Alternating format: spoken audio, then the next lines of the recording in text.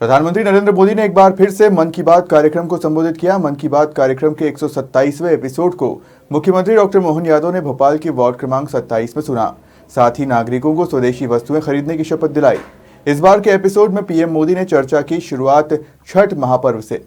मुख्यमंत्री डॉक्टर मोहन यादव ने रविवार को दक्षिण पश्चिम विधानसभा के कमलानगर वार्ड क्रमांक 27 में प्रधानमंत्री नरेंद्र मोदी के मन की बात कार्यक्रम का लोगों के साथ श्रवण किया। इस अवसर पर मुख्यमंत्री ने कमला नेहरू उच्चतर माध्यमिक विद्यालय परिसर में उपस्थित नागरिकों को संबोधित करते हुए प्रधानमंत्री के विचारों को जन जन तक पहुंचाने का आह्वान किया।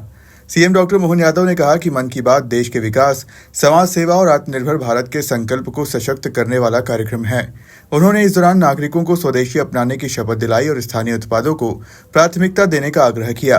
कार्यक्रम में बड़ी संख्या में नागरिक, जनप्रतिनिधि और कार्यकर्ता उपस्थित रहे। भारत के अंदर एक प्रधानमंत्री के दृष्टिकोण से सकारात्मक ऊर्जा की धारा का प्रवाह प्रारंभ किया।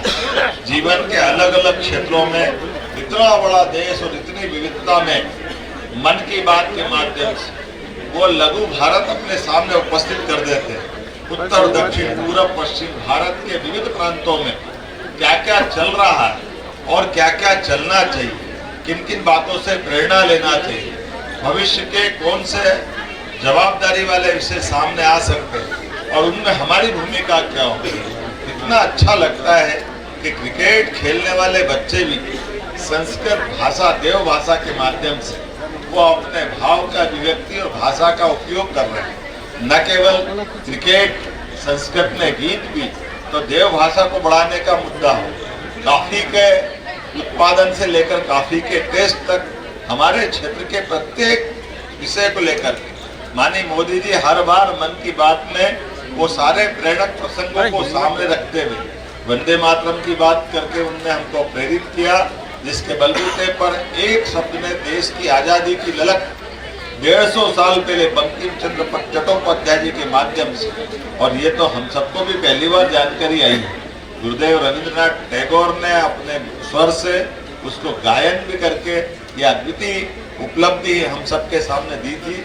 और उसी के साथ साथ जब केवड़िया धाम में माननीय प्रधानमंत्री जी ने तत्कालीन उप प्रधानमंत्री स्वर्गीय वल्लभ भाई पटेल को स्मरण करते हुए जो 11 हमारा अपने 31 अक्टूबर से 15 दिन का अभियान पूरे देश के विविध राज्यों के द्वारा माननीय वल्लभ भाई पटेल को स्मरण करने के लिए वो एक भारत श्रेष्ठ भारत के अभियान के अंतर्गत सारे कार्यक्रम होने वाले हैं। 11 नवंबर को मध्य प्रदेश सरकार की ओर से भी हम लोग भी गुजरात जाने वाले और अपने सांस्कृतिक कार्यक्रम में स्वयं वहाँ जाने वाला हूँ। और उस समय के माननीय तत्कालीन प्रधानमंत्री के योगदान को नमन करते हुए केवड़िया धाम पर्यटन का कैसा सुंदर केंद्र बना, ऐसे टूरिज्म से लोगों को रोजगार मिले, सांस्कृतिक धारा बढ़े और हमारा देश के साथ बाकी राज्यों के साथ आत्मीय संबंध बने, ऐसे कई प्रयोग माननीय मोदी जी ने चलाए। लेकिन आज से तो छठ मैया का आनंद है।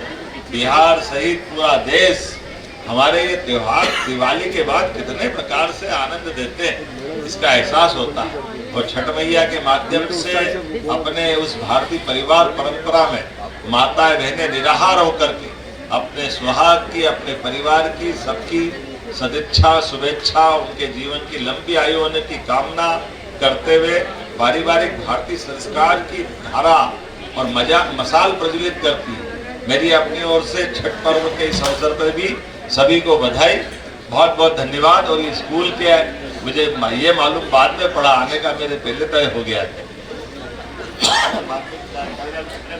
रघुवंशी जी ने एक खास बात बताई, मुझे नहीं मालूम था कि ये पटवाजी के जमाने से, जोशी जी पटवाजी के जमाने से, कि जहाँ भोपाल में ये ऐसा जगह है जहाँ हर एक मुख्यमंत्री अपनी उपस्थिति दर्ज कराता है। मुझे 2 साल में इस स्थान की ये नई एक कहानी मालूम पड़ी।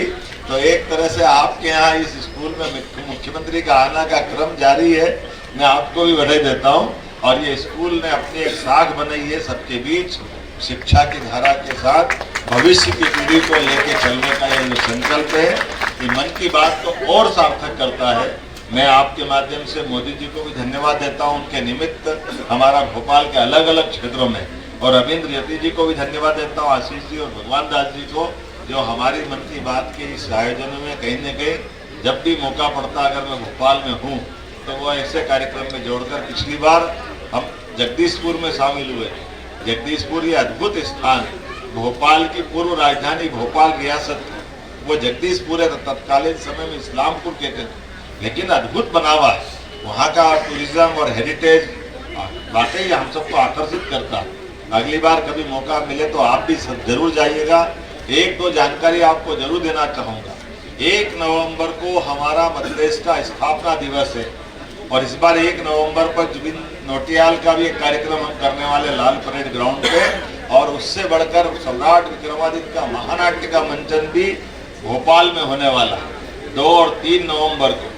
वाकई वो अद्भुत 2000 साल पुराना सम्राट विक्रमादित्य का काल, जब अपने देश के अंदर भारत में यहाँ से लगा करके अफगानिस्तान के आगे हिंदू पुस्तक पूरा भारत शकों के आगोश में विदेशी आक्रांताओं ने हमारे देश को गुलाम बना लिया, लेकिन अपने मध्य प्रदेश से विक्रमादित्य ने आज़ादी की ललक और आज़ादी की लड़ाई प्रारंभ की।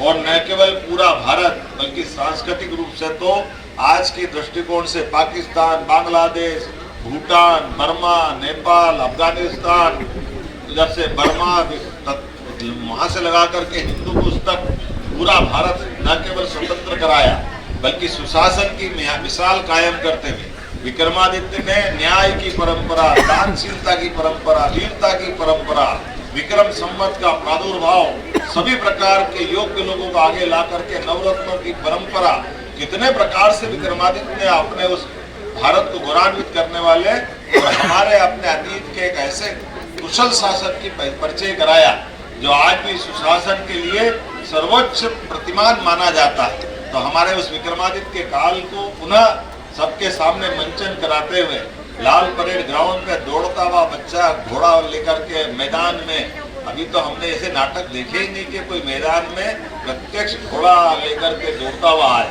और सामने आमने सामने का युद्ध हो, तलवारें चल रही है, भाले, हाथी, घोड़े, ऊंट सब मैदान में आकर और रथ से महारानी उतर रही है।